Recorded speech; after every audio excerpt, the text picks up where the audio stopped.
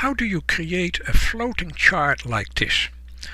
There are many situations where you need this. In this case I'm using, for instance, the glucose level every day. What was your bottom value and your top value?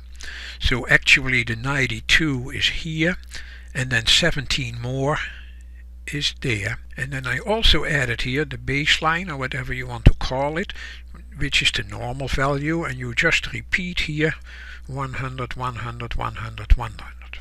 So how do you create such a chart? I will start from scratch. I click anywhere inside that table and I go to Insert, and you probably want a stacked version. The only problem is now that the 100 one is also inside the stack, so we have to make it a combo chart. Right click inside, change the type and go to a combo one. Okay.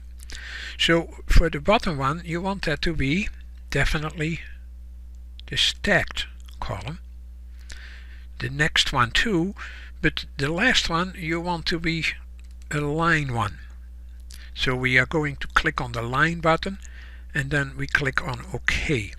So what we get now is the stacked one and then the line that gives you the normal situation. I'm making it a little bigger so you can see it better. So all we have to do now, we are getting pretty far, we just have to make this series invisible. I selected one of them and it selects the whole series of values. Right click, format the data series, and just say that the color there should have a no fill effect. So now that one is practically disappearing. So now it looks like these are floating. Then you probably want grid lines. So I right click on this axis and I add major grid lines.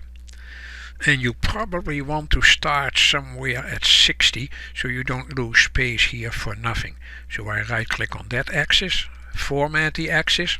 Then we go to the axis position. The minimum there is 60 or 40 or 50. I'm going to do 60. And that stretches that section. And then you can fix it so things look a little better, but that is up to you. So that is the one that we created from scratch. This is the one that I made a little fancier by adding labels and things like that. So for a Gantt chart you basically do the same thing, but in this case you really use what they call a bar chart, not a column chart but a bar chart. How do you create your table? That is basically the most important part. You realize now that I need here stacks that I can't see. So I hide them. Where do those stacks come from? They come from here. The other stack comes from column C. So you start your task on a certain day. You determine how many days is the duration.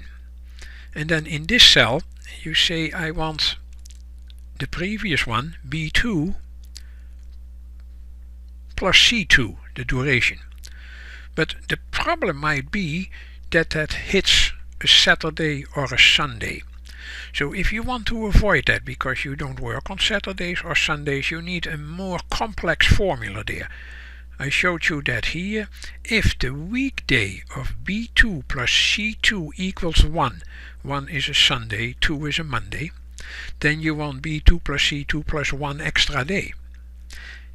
Comma, if the weekday is B2 plus C2 equals 7, that is a Saturday, then add 2 more days to what you wanted, otherwise B2 plus C2. That's probably a better way of doing things.